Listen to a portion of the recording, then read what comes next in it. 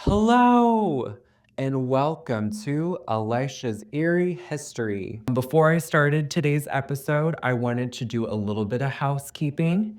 This is Elisha Eerie History's first ever live recording. I was invited to the Virginia Museum of Transportation, and in this episode, I am going to be addressing the audience, and the audience is going to be addressing me. And we had some really magical moments of fun and laughing. But because of that, when I address the audience at the beginning and then do a Q&A section at the end, the audio is a little different than what you're going to be used to from previous episodes.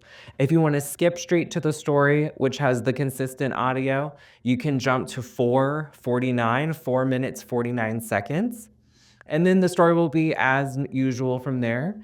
And if you don't want to listen to the audio at the very end, the Q&A where it's a little echoey, that's going to be 30 minutes even you can jump to. Otherwise, this episode is going to have some really awesome moments, and I'm really excited we got this opportunity. Thank you to Elisha at the Museum of Transportation. She was fabulous to work with. And you might also be asking, Elisha, where have you been? Oh my gosh, I know. So sorry about that. I lost someone really special to me in my life around the time the last episode went out, and I just haven't been able to get back out there. But I moved, I'm good now, and I'm excited to jump back into it. So I hope you can continue enjoying Elisha's Eerie History with me. I've had episodes recorded back in June when the last one came out, and so I have a lot to keep sharing with you, and I'm happy to be back, so stay tuned for more. And without further ado, let's get into it. Elisha's Eerie History.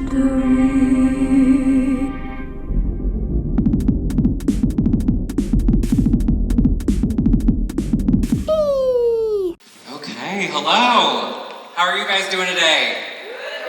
I'm good, thank you. My name is Elijah. My podcast is Elijah's Eerie History, and I'm so excited to have you all here today. Thank you. So, a little bit about me and about the podcast. I'm originally from Lynchburg, Virginia, and then I moved to Charlottesville for a little bit, and now I live in Nova, I know. So, I'm a Virginian through and through. I started the podcast because I really wanted to do community engagement and support grassroots organizations. A lot of our episodes are about smaller nonprofits. We're going to do one with Wild Virginia coming up. We have some in Shenandoah National Park. So a lot of Virginia stuff. It's super fun, exciting. And if you're into history, even better. It does get a little spooky. If you like spooky stuff, some are more spooky than others. But I'm very excited to have you all here today. To tell you a little bit about the setup of the podcast, we always start with reviews of the place we're at. So we're going to do reviews of, read the Google reviews for the Virginia Museum of Transportation, and then we're going to get into the story. Today's story is going to be Old 97, which was a train locomotive that had a terrible accident. So we'll get a little bit more into that. I'll also introduce my guest here today. But I also wanted to give you guys a little run of the event and the structure of the event today. So I'm here till 6:30. There's going to be the band Paul on the rail yard stage, which is outside. That's going to be from 7 to 9 with a break at 8. And there's a costume contest at 8. But I'm the only one in a costume, so you guys aren't going to win. There's also going to be, I think I saw as you walked in, there's dessert tastings, beer, wine. There's going to be a food truck from 5 to 9. You might have already seen that. And then the paranormal investigations are happening throughout the night. I definitely plan on being one. It sounds super cool, so maybe we'll be on a paranormal investigation together. So thank you again for coming out tonight. We have a delightful evening ahead, and I'm excited to dive into this. And hit it, Kayleen. Elisha's Eerie History. That's our little audio logo for you guys.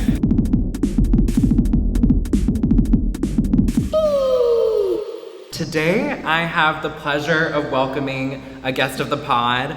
My guest is Barbara Rypkema. Barbara is a former school board member. She's worked and collaborated with school transportation in Lynchburg, Virginia. She currently works as the Assistant Director of Finance for Lynchburg City Schools. And she is a passionate community advocate. Education is one of her passions, and that's why I thought it would be appropriate to bring her here today.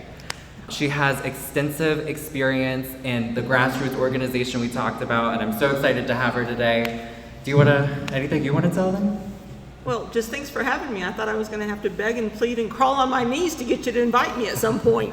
Yeah, she's been asking for a while. I've done so many other people, and it's been a minute. I haven't had Barbara on yet, so I'm so happy to have her here today. So let's get into the reviews of the Virginia Museum of Transportation. Have you guys been here before? Anyone been here before? You guys been here before? You guys have been here before? Okay, cool. You guys live in Roanoke? What's the story, yeah? You guys? Okay, cool. Do you guys come here a lot? Not so much. We're just lucky. We're blessed to have you today. Well, it's my first time here personally. My first time. First time too? My first time. Yeah. For those who are live streaming, you can't see, but there's these beautiful antique cars surrounding us, and it's awesome to see. There's also locomotives. I'm excited to explore and see the whole thing. So without further ado, let's get into the Google reviews. Okay.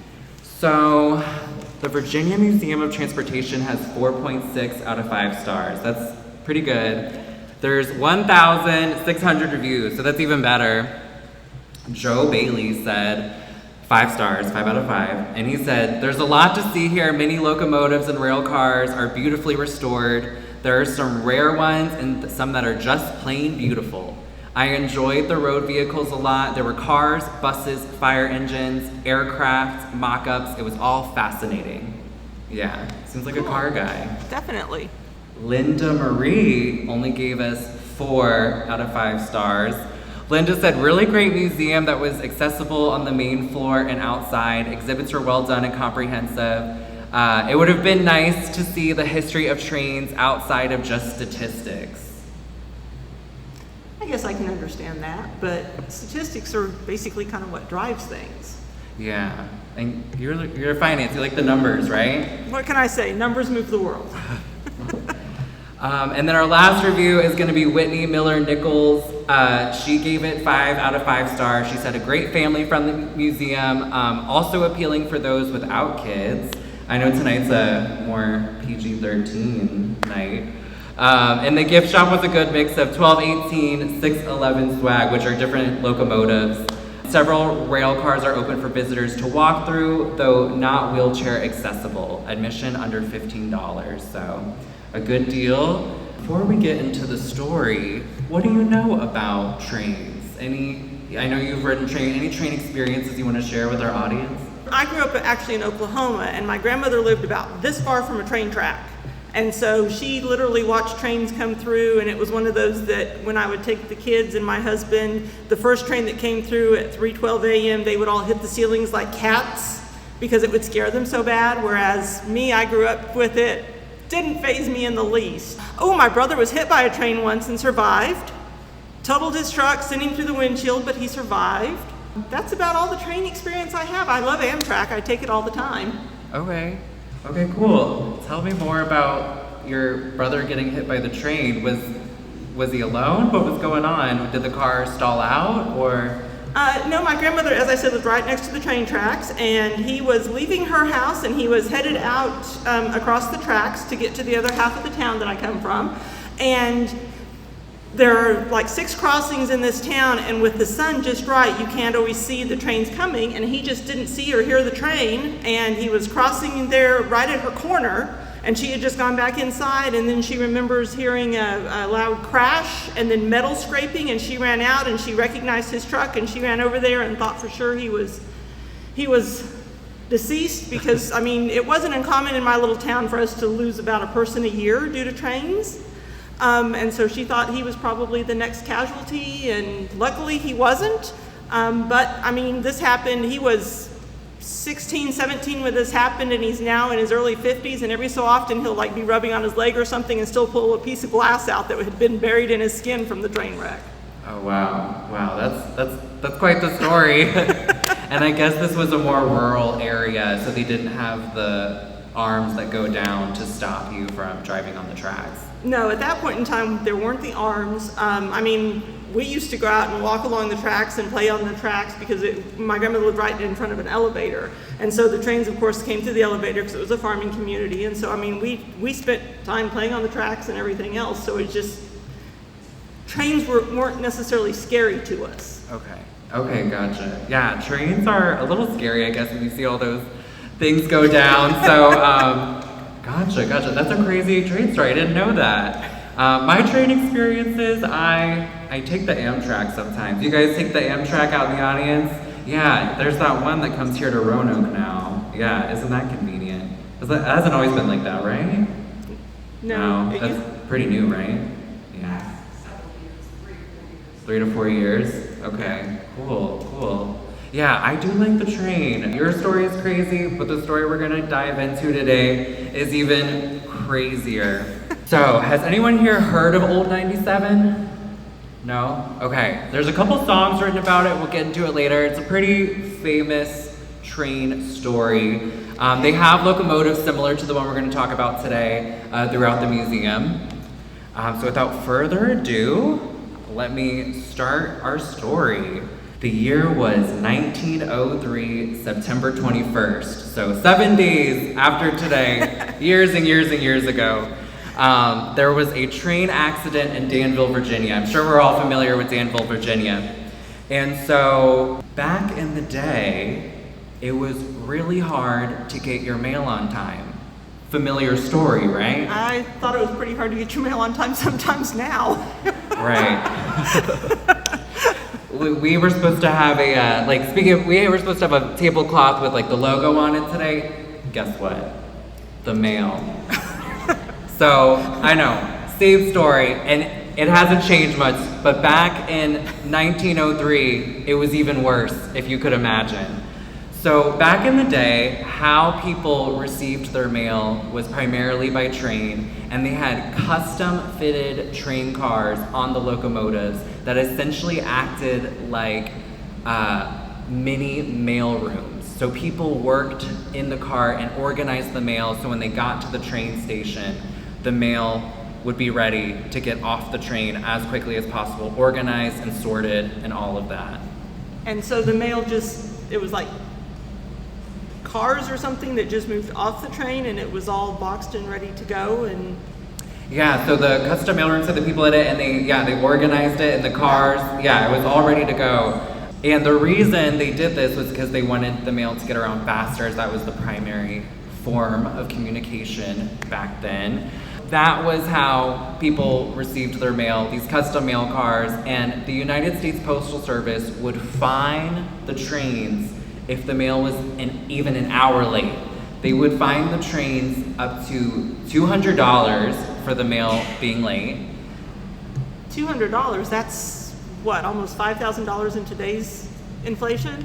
Yeah, so the calculation is about $5,000. Yeah, so imagine it's 1903 and you are a railroad, and keep in mind it's not as extensive as it was today, much smaller, they're still developing and building, and you're also getting these government contracts, and you're getting fined for every hour that your mail is late.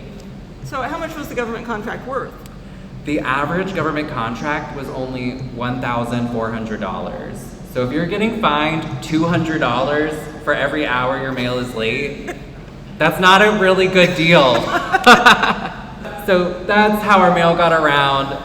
Okay. That's setting the scene. You can imagine that's a stressful situation to be under. I'm sure, I know at my job, deadlines are crazy. I couldn't imagine moving mail in the 1900s with these crazy deadlines. When the train is going through the mountains, what are our options? Over or through? You guys are so good. And so to go through, you had to blow up a mountain, right? Not very easy to do. And so the two ways train systems developed was going through mountains or creating trestles which went in between mountains, and you kind of just guided in between the mountains that way. And so our story has to do with a train trestle and a disaster involving a train trestle. We all live in the Blue Ridge Mountains. We've all almost fallen off the road, I'm sure, going over some mountains, so at least I have. Oh, dear Lord. We were on the way here from Charlottesville. I don't know if you've done that drive from Charlottesville to Roanoke, but we were going over quite the mountains. It was terrifying. Our train station today, the old 97, delivered mail from Washington, D.C. to Atlanta. And as we said, they're getting charged $200 every hour. And so our train today, on September 21st, 1903, is on the way from Washington, D.C. to Atlanta, and it stopped in Lynchburg to get more water into the locomotive. The train at this point is already an hour behind, and they're switching conductors. The original conductor for the train was delayed because there were other train delays, and so who ended up driving the train that day was engineer Steve Brody. Steve Brody was from Lynchburg, Virginia. Okay. But he actually did most of his train conducting experiences on the East Coast, which is much, much flatter. So Steve was brought onto the Southern Railway Company that did the Washington, D.C. to Atlanta trip every single day. And this was his one of his first times driving the train through the Blue Ridge Mountains in the southern part of Virginia. His story is quite sad. So his dispatcher is like, we are gonna get charged so much money. We're already an hour late. We could have more delays. You need to get this train as quickly as possible to Atlanta. As he's hurling down the train tracks, he's going, Remembering your trip from Charlottesville earlier, yeah, I was hurling down the way to get here. You guys don't want to see me out there. It's a blue Honda, watch out. So his director, Sam, the dispatcher, Sam, is like, you gotta pick up speed. We're gonna lose money. And so he's like, I got you. We're gonna get us there on time. Don't even worry about it. And this wasn't uncommon. There were always delays. This was a pretty standard thing. So he's coming down from Lynchburg, headed to Danville. And right before he hits Danville, there's this sharp turn over a trellis. And he's going about 55 miles per hour, and the train jumps the tracks. So Joe Morgan was a witness of the event that night. He lived on the other side of the trellis with his wife and his mother, and they are one of the few eyewitnesses that witnessed the disaster. Context, this is happening in the middle of the night too. This is an overnight train, so it's not happening during the day. And farmers and rural folk set their alarms to the train, which is why they're up, because the train was that, on time because of these fines that they always made sure to get up and set their alarm to the train. The train comes at this time, we're setting our alarm to this time. So Joe Morgan, one of the witnesses, was sitting out waiting for the train as he always does with his mother. And he said, we went outside every day to see old 97 go by, and that day it never went by. According to Joe, the train, it made it right before the trestle and jumped off the trestle about 300 feet before the bridge. It fell from the top of the trestle all the way down into this deep gorge. Just ooh. Ooh is right.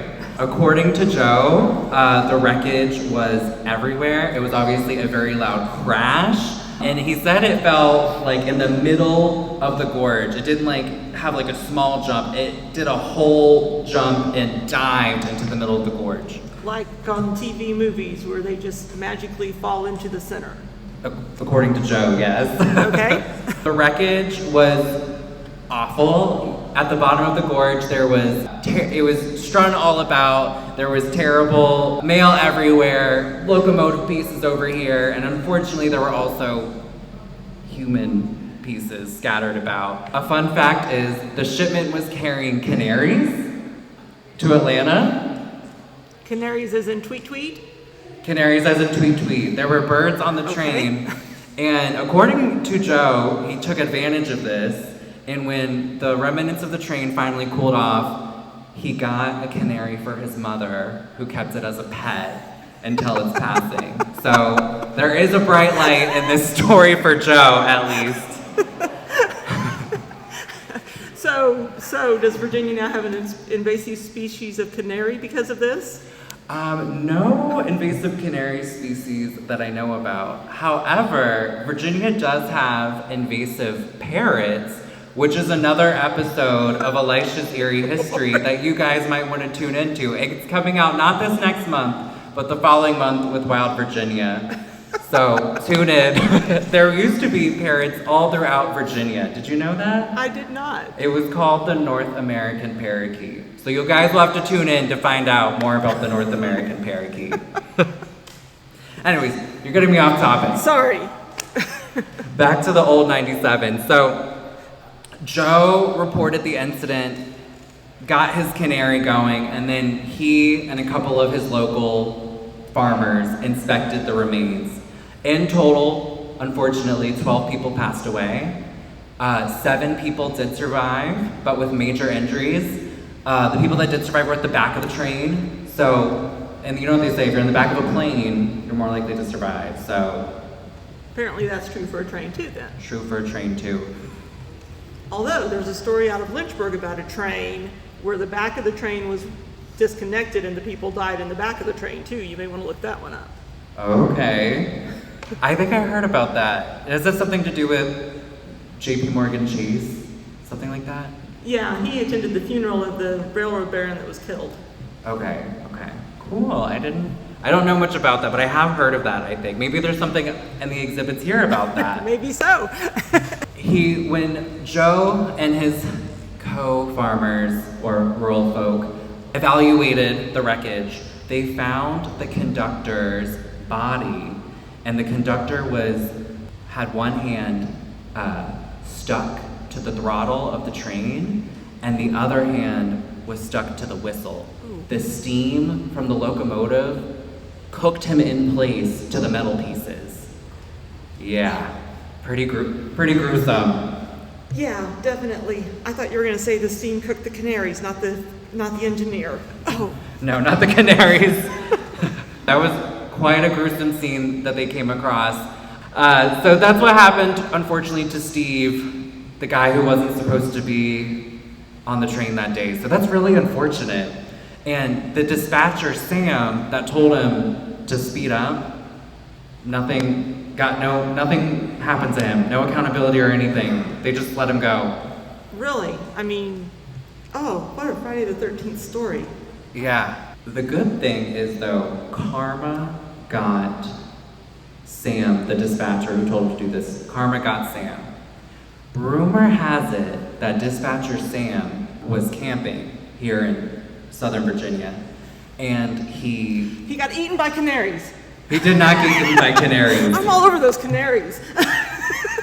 But the story is he was camping in Southern Virginia, and he wasn't sure where the train tracks were, and he ended up spending the night in his car camping, and he had parked on the train, and a train hit his car, and he ended up dying. So that's some karma for you. Oh, this just keeps getting worse. Yeah. So nothing happened to Sam. The Southern Railroad did get charged penalties for losing the mail, despite all the death. Which is kind of sad, because the penalties are what caused the accident in the first place. Yeah, did you know how much they got charged in the penalties for losing the mail? It was the same, $200, but I think when you just lose the mail, they just charge you The whole contract. The whole contract, yeah. So they lost money on that too. Dang it. The train was actually rescued from the bottom of the gorge, and they repaired it.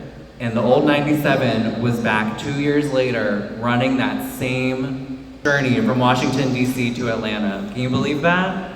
And my question is, was the excavation of getting the train out of the gorge and repairing it really less than creating a new train that could potentially be haunted? Well, but I know whenever my brother got hit, the locomotive sustained no damage. So, I mean, even if it fell down a gorge, I mean, I guess it could have been damaged, but back then the cost of everything, maybe, I don't know. Could have been worth to keep it, Yeah. rescue it. And especially if they're only making $1,000, $400 and already lost $200. They might need to save every piece they have. So yeah, that is the story of the old 97 locomotive. Pretty gruesome. What are your reactions to that? I mean, the canaries threw me, obviously. I'm fascinated by the canaries on the train now for some oddball reason. But just how the engineer died, and then the fact that Karma got the other engineer or the other dispatcher, and you would have thought he would have known better, having worked with trains, and just, ooh. Yeah, 55 miles per hour doesn't sound that crazy to me for a train, but I don't know, something happened that night. Yeah, but 55 miles an hour on with a train that you figure is, 5 to 8 cars, maybe? Mm-hmm. And doing a sharp curve, I mean, how many times do we see road signs that say, slow down, sharp curve ahead, 25 miles per hour, and that speed with that weight, I can see it happening. Yeah. Yeah, and the reason the train ended up, supposedly, the reason it was jumping the tracks was Steve, the conductor, was trying to slow the train down, and the air brakes weren't working. He was blowing his horn before the trestle, and usually he blows the horn after the trestle. Mm-hmm. So one theory was that he was blowing the horn to notify them to pull the emergency brake, but it never ended up getting pulled, unfortunately. But Old 97 has a legacy in pop culture. You guys know Johnny Cash, right? He sings a song called Old 97. Originally, the song was written by Vernon Dalhart. Have you guys heard of him? Yeah, I hadn't heard of him either. He's from Danville, Virginia. Fun. And the song Old 97 was actually the first song to be recorded 1 million times in America. Yeah. And it all started with Vernon Dalhart, the man who wrote it, but then Johnny Cash recorded a version, and a lot of Blue Ridge, Bluegrass, Appalachian people, recorded different versions. So that was, I guess, the first platinum record, and it happened because of a Danville artist, so that's pretty awesome for Virginia. Yeah. For people new here, we always do a segment at the end of Elisha's Eerie History where we rate it on a scale of 1 to 10 E's. One of our episodes, which was the Black Bear episode, we had only 2 to 3 E's. But one of our episodes in Shenandoah National Park, have you guys ever heard of the Pocosin Mission? So, Shenandoah National Park, people used to live there before it was federal lands. And the people that lived there got displaced, unfortunately. And the ruins of their homes are still there. And our podcast went there and it was super scary. That got 9 out of 10 E's. That was a super scary one. I'm gonna ask you, 1 being not very scary, 10 being super scary, how many E's would you rate Old 97? Oh, the way the engineer and then the dispatcher died, I would give it at least a 7 to an 8. 7 to 8 E's. Yeah. I mean, just E. Yeah. I'd probably give it maybe, this isn't the most gruesome story, I would probably give it 6 E's personally, but there's been other gruesome stories that we've gone over. How about you guys? How many E's would you give it? 3 over here? 3? How about you? 9? 5. 5 E's. Okay, we got 3, we got 5. How about you guys over here? 4? Not that, you've seen some stuff. You too, you said 3. Wow. How about you guys in the back? 5? Wow, you guys are tough out here. I must just get creeped out easily. Yeah. Well, I thought it was pretty scary. You guys are tough. I'll have to do a better story next time. 6. Okay, I'm with you. Thank you. All right, someone here isn't traumatized. Oh my gosh. All right. So thank you for joining us today. I'm going to take a couple questions from you guys about Old 97 about the podcast. Let me know if you have any questions. And thank you so much for joining us today. I hope you guys enjoy the paranormal investigations.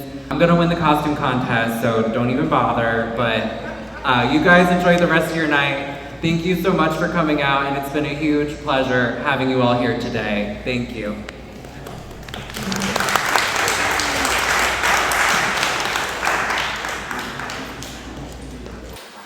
Any questions? Yeah, what's up? I want to know if, so you continued to run afterwards.